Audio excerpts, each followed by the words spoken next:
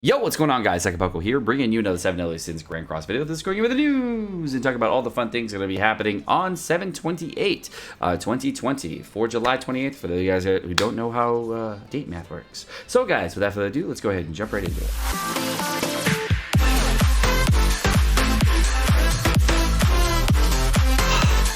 Alrighty, guys, so let's go ahead and go over the news for the maintenance notice for the 7/28 maintenance update. The game will undergo maintenance to provide a more stable game service. So all the bugs that were happening last week, the headpieces being missing, where you can only use 4 out of 5 for the white wave, that's getting fixed most likely. The issue where Deanne's complete head was missing, that's probably also getting fixed. The issue with the SP dungeon keys, that actually working to give you the spin to win thing working, that's getting fixed too. And I think there was one other one. Chat will let you know. They're gonna type it out. I don't know what's going on with that, but they'll probably tell me there. The 7/28 maintenance notice for the period, it's going to be, of course, for the normal period, it's going to be from 7/27 at 10 p.m. Pacific Daylight Time, and go all the way until 12:30 p.m. Pacific Daylight Time, just like normal, all the way on 7/28. The details for the patch is going to be a new hero pickup and draw event. The 7 Deadly Sins special draw event. Does that mean there's a coin shop banner? Is that a coin shop banner? That might actually be a coin shop banner. I'm just saying, if it's a 7% rate, I'm fucking pulling. Fuck AOT. If that shit is a 7% coin shop banner, I'm going in. If it's not, fuck it. If as a free-to-play player, if that's the case, should you pull? Yes. That's a yes. That LV Melly though, Seka. LV Melly. Yeah, this saves you a fuckload of dupes. Then it'll save you a lot of stuff for Super Awakening a little bit later. There's a limit on how many pulls you can do. I think you're fine, dude. You're fine. If that's what it is. I don't know if that's what it is, but if that's what it is, oh, fuck shit. You don't know what that is? I have a link to the video for the last one they did on the Japanese version. Link to that over there, hopefully, if I remember. Chat, please try to remind me exactly when the time is. But if that's the case, Pog fucking champ. If it's not the case and it's just a skip banner, nice. Dead week. I like it. I like dead weeks. Those are good. There's also going to be new bundles going to be added. What bundles could they possibly add? Like, I have no idea what they could possibly add at this point. Like, I have no idea. I have no idea. Also, there's also the most important part of the news. It was a very somber moment today when we realized something that on the Japanese version of the game, we want to do more pulls for the summer waifu banner. But unfortunately, something has not occurred on the Japanese version.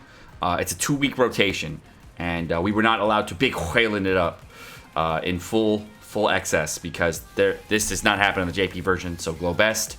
For all of you whales out there, the Diamond BOGO has reset. At least you get it on global. Don't go JP. Anyways, moving on. The ending events and bundles. The hero enhancement super and ultra success rate increase. So if you didn't know, right now we have a super, ultra, and super success rate increase, making it so that you can actually you can get higher level ups faster. You get more super successes, ultra successes, etc. whenever you're leveling up your units. So it's a lot easier to do so right now. So please do it prior to the maintenance period. The dissatisfaction growth event is also ending. I believe the dissatisfaction growth event is the one that they have right now with the Gother, Deanne, and Elizabeth on the front. You get like 3 SSR pendants, I believe, from what I'm seeing here, and some potions along with it. They're probably going to be a new growth event after this, which could potentially mean a new OC character, or potentially just because they want to give another growth event for more stuff they want to give. The special upgrade bundles number 1 and 2 are also leaving. So if you did want to purchase those packs, they are going to be leaving.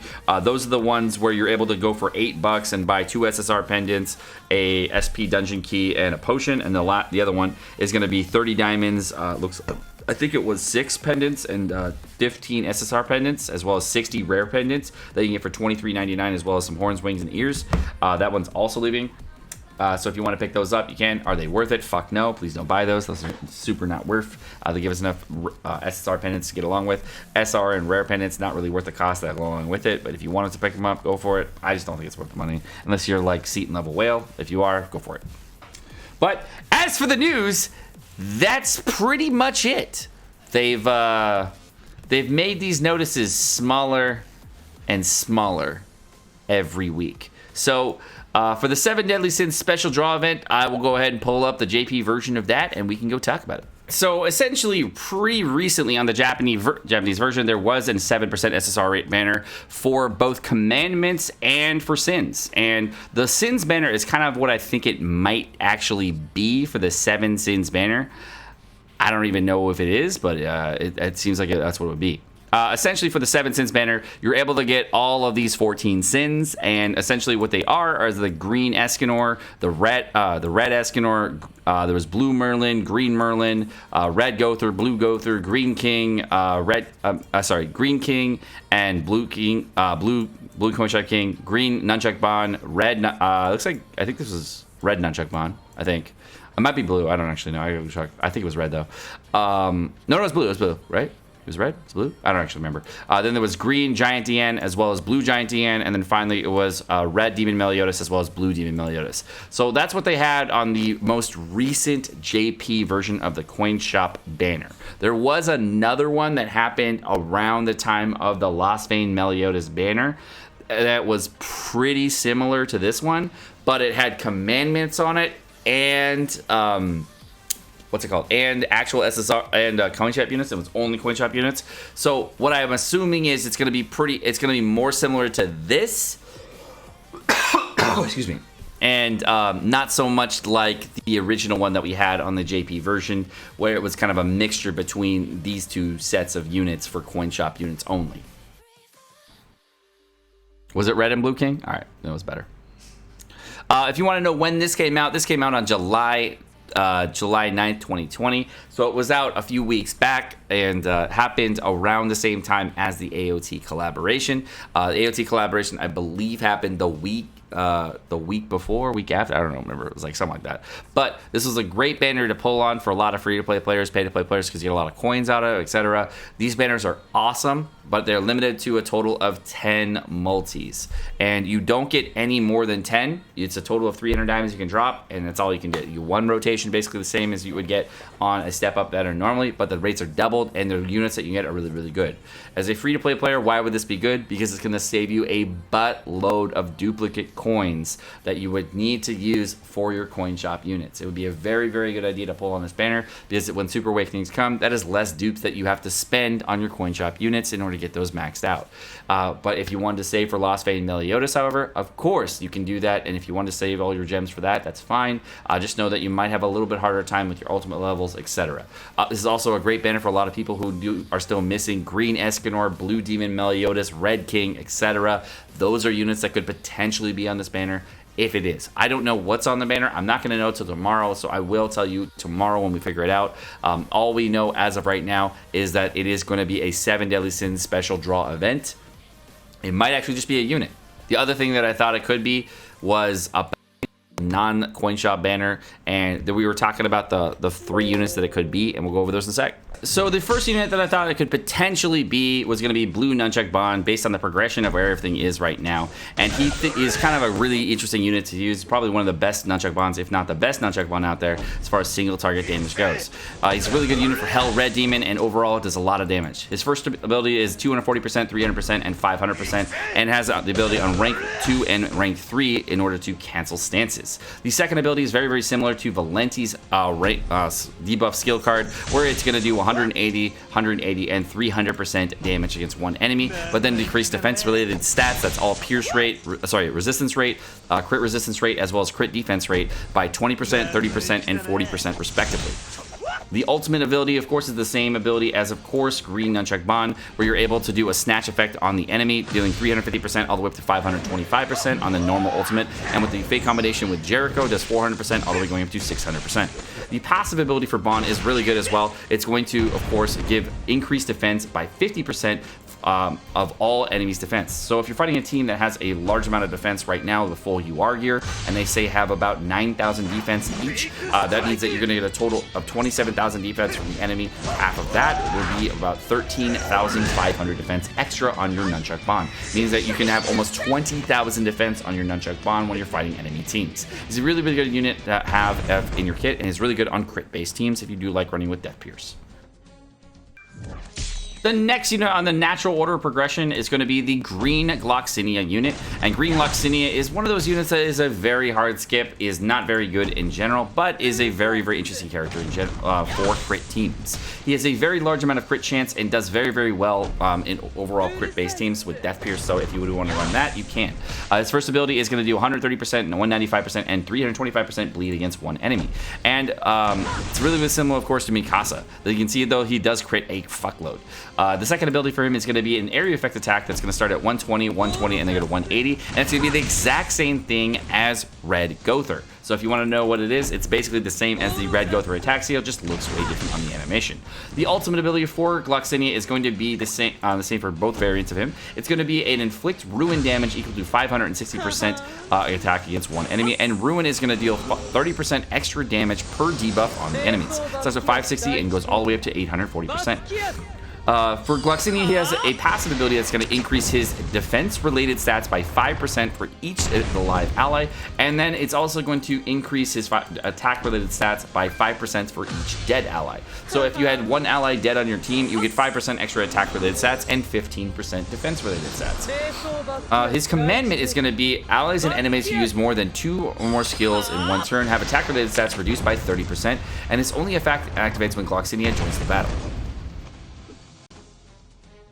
Now, the other unit that would make a ton of sense that would land at the same time as Red Gloxinia would be Red Gloxinia, because that's exactly what they did with the Red Melascula on the Blue Melascula banner. The first ability for this character is going to be a brand new ability that's going to inflict 120, 120, and 180% of damage against all enemies, and at rank 2 and 3 is going to disable the use of attack rank 2 and rank 3 cards. It's going to do it for 1 and 2 turns respectively. Now, the second ability, this is going to be a brand new healing type mechanic that's going to be actually not any brand new. It's exactly the same as it's brand new.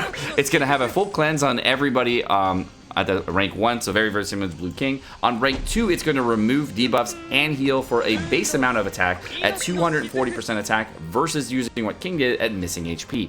And the rank 3 of this ability is going to remove all debuffs and heal allies for 300% attack and grants debuff immunity on all allies for 2 turns, making so that if you do get a rank 3 Gloxinia, it is a very, very strong mechanic to get a full heal and debuff immunity. The ultimate ability, of course, is exactly the same as before. It's going to do the ruin damage, 560 going to 840 with the increased damage on debuffs. The difference on this Gloxinia is going to be the passive ability when this character actually gets cards that are ranked up when they merge naturally, or when he does a move merge, he gets an additional ult or gauge. So instead of getting the normal 2 ultimate gauge on a move or orb, you get actually 3, and when they combine normally, you actually get 2 ultimate orbs. Now we're going into the most delayed unit thus far, and the most delayed unit, of course, is going to be the Red Monspeet.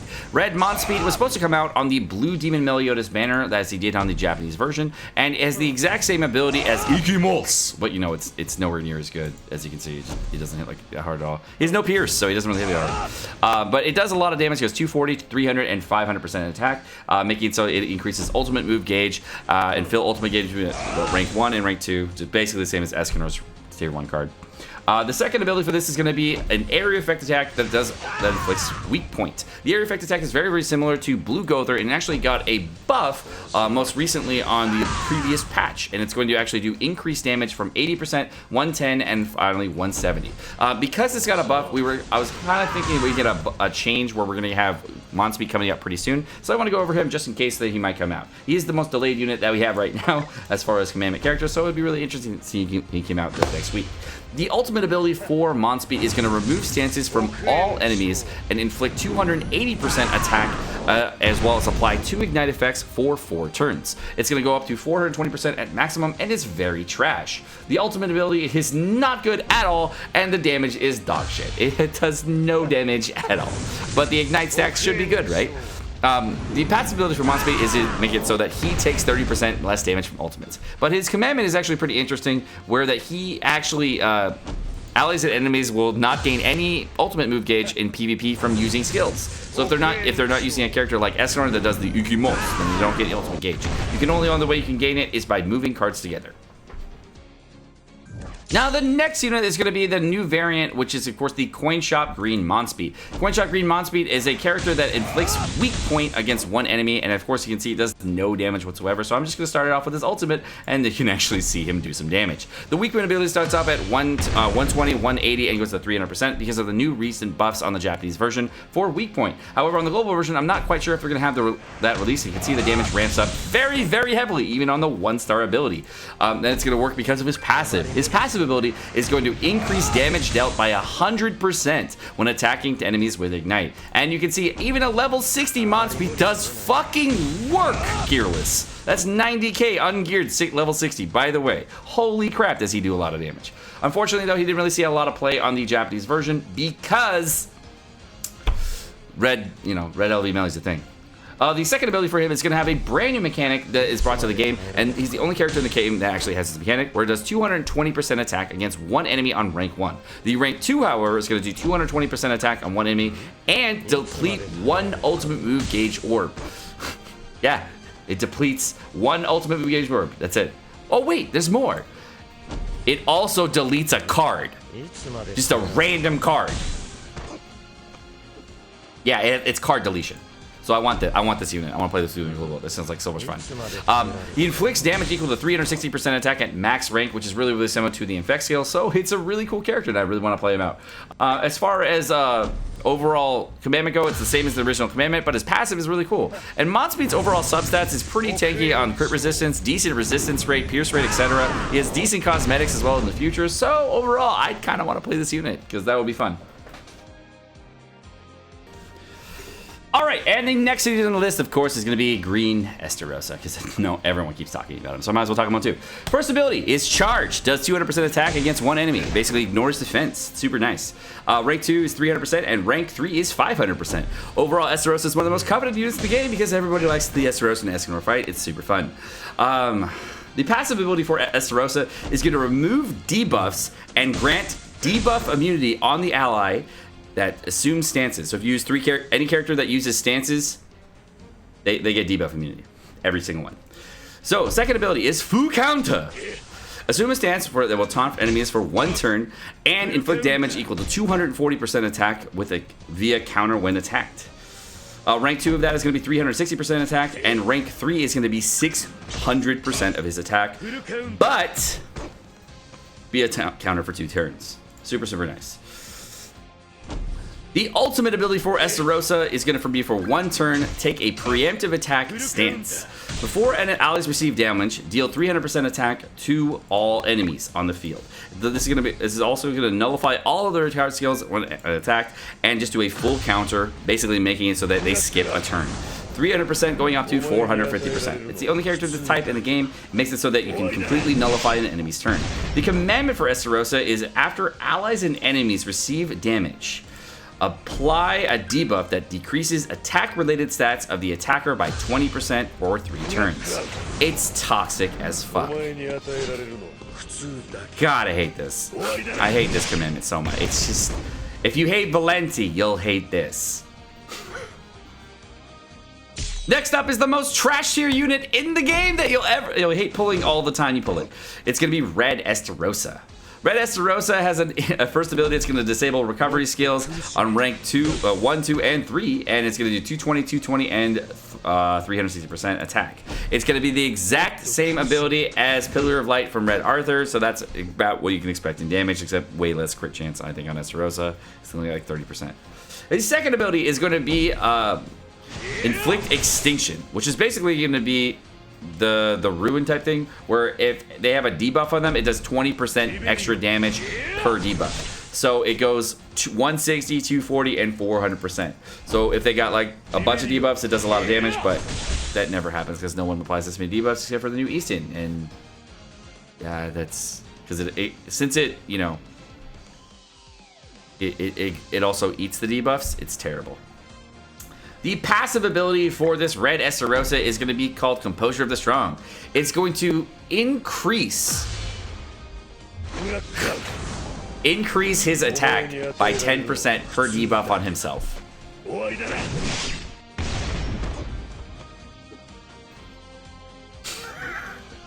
Obvious choices that people want to talk about, which is of course the green and red Derieri. The green variant of Derieri is going to be a very, very interesting character for PvP for the coin shop variant.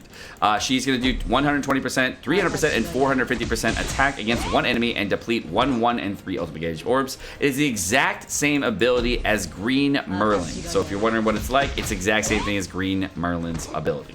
Second ability is going to be an area effect attack that's going to do 150%, 180%, and 300% attack against all enemies on the field. It's going to be really similar to the green Escaron attack, where it's going to fill ultimate gauge by 1 or 2 orbs based on the level of the ult card. If it's at a 3-star card, of course, it will increase ultimate gauge by +3.